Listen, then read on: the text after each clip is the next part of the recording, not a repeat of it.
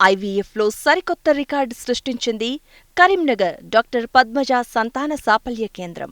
సంతానం కోసం ఎంతోమంది 45 నుండి 55 సంవత్సరాల వయసుగల మహిళలకు మెనోపాజ్ వచ్చినప్పటికీ ఐవీఎఫ్ ట్రీట్మెంట్తో ట్రిపుల్స్, ట్విన్స్, సింగిల్స్ని ఇచ్చి వారి చిరకాల స్వప్నాన్ని నిజం చేసింది కరీంనగర్ డాక్టర్ పద్మజ సంతాన సాఫల్య కేంద్రం. నా వయసు 45 సంవత్సరాలు. నాకు పెళ్ళయి 20 సంవత్సరాలు అవుతుంది.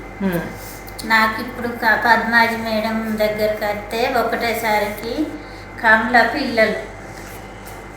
ఈమె దగ్గరికి ఎవరైనా రావాలి, అస్సలే భయపట్టద్దు.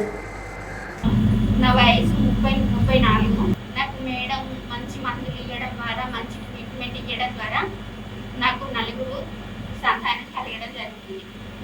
4 हार्ट बीटर्स ఒకటే కాన్పులో. 17 साल मैडम, बहुत बहुत धन्यवाद मैडम, तुम्हारा एहसान कभी भी नहीं भूल सकती।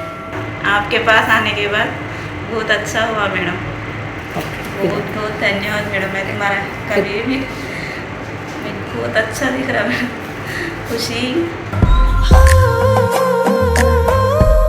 భద్రాచలానికి చెందిన వీరి పేర్లు ఉమా సత్యనారాయణ.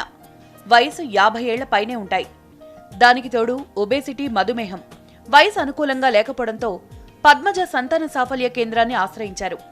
ఇద్దరిని పరీక్షించిన వైద్యులు ఈ కేసును ఛాలెంజింగ్ గా తీసుకుని ఇద్దరి కలను నిజం చేశారు. పిల్లలు కావాలనే ఉద్దేశంతోనే ప్రయత్నం చేశాం.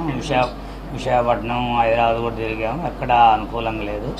ఈ వాట్సాప్ సెల్లో చూసి పద్మజ మేడం చేస్తారని నమ్మకం కూడా మాకు బాగా బ్రెయిన్లో ఉంది. 2013లో మేడం గారు చాలా కేసులు చేశారని చదివాం. ఆ విశ్వాసంతో వచ్చాము. అది కరెక్ట్గా మాకు ఫలితంగా అందిందని మేము హ్యాపీగా ఉంటున్నాం.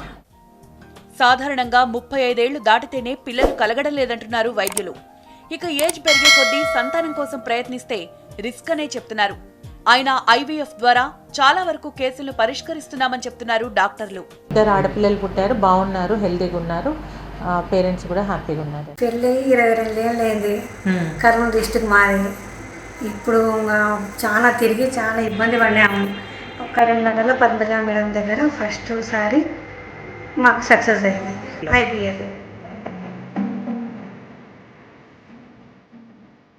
తని విని ఎరుగని రీతిలో 40 నుండి 55 సంవత్సరాలు గల మహిళలకు కూడా ఐవీఎఫ్ పద్ధతి ద్వారా సంతాన ప్రాప్తిని కలుగజేస్తూ సరికొత్త రికార్డును నెలకొల్పింది కరీంనగర్ డాక్టర్ పద్మజ సంతాన సాఫల్య కేంద్రం.